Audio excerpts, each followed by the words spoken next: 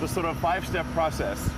First, make your requirements less dumb. Your requirements are definitely dumb. It does not matter who gave them to you. It's particularly dangerous if a smart person gave you the requirements, because you might not question them enough. Everyone's wrong, no matter who you are, everyone's wrong some of the time. So make your requirements less dumb.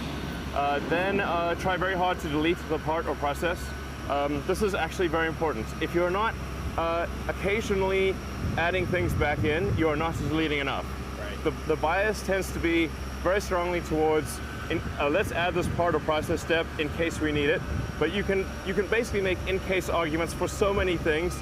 And for a rocket that is trying to be the first fully reusable rocket, there's never been a fully reusable rocket. People don't understand. Like, this is like the holy grail of rocketry, 100%. Okay? And so you got to delete the part or process step, super important, and you can't like hedge your bets. That's why the quick fins, for example, do not fold down, because that's a whole extra mechanism that we don't need. And also, if whatever requirement or constraint you have, it must come with a name, not a department, because you can't ask the department. You have to ask a person, and that person who's putting forward the requirement or constraint must agree that they must take responsibility for that requirement.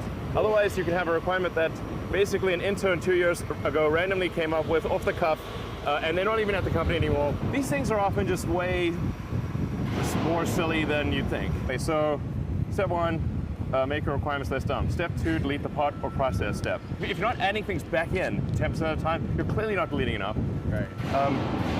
And then only the third step is simplify or optimize. The third step, not the first step.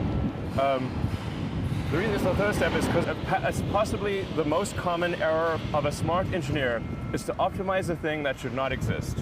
Everyone's been trained in high school and college that you got to answer the question, convergent logic. Yep. So you can't tell the professor your question is dumb, that you'll get a bad grade. You have to answer the question. Yep. So everyone's basically, without knowing it, they got like mental straitjacket on. They'll work on optimizing the thing that should simply not exist. Right. And then finally you get to step 4, which is accelerate cycle time. You're moving too slowly, go faster. But don't go faster until you have worked on the other 3 things first. Gotcha. You can always make things go faster.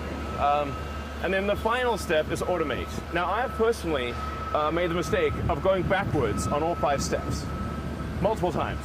Literally, I automated, accelerated, simplified, and then deleted. One example I've talked about before is like there were these like fiberglass mats at the top of the Model 3 battery pack.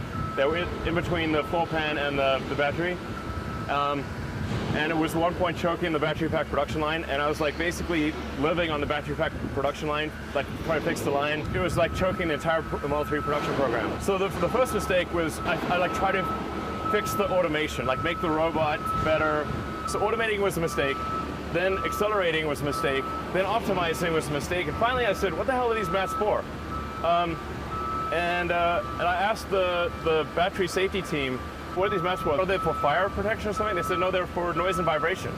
Then I asked an NBA noise vibration harshness team, what's it for? They said fire safety. So literally, it was like being in a Dilbert cartoon, okay? It was like, actually, I feel like I'm in a Dilbert cartoon quite frequently. So then finally, okay, great. Let's try a car with the fiberglass mats and without. And they put a microphone in both and see if you can tell the difference. You cannot. In fact, I was like, which one is which? So we just deleted them and just bypassed this $2 million robot cell. It was just a complete pile of nonsense.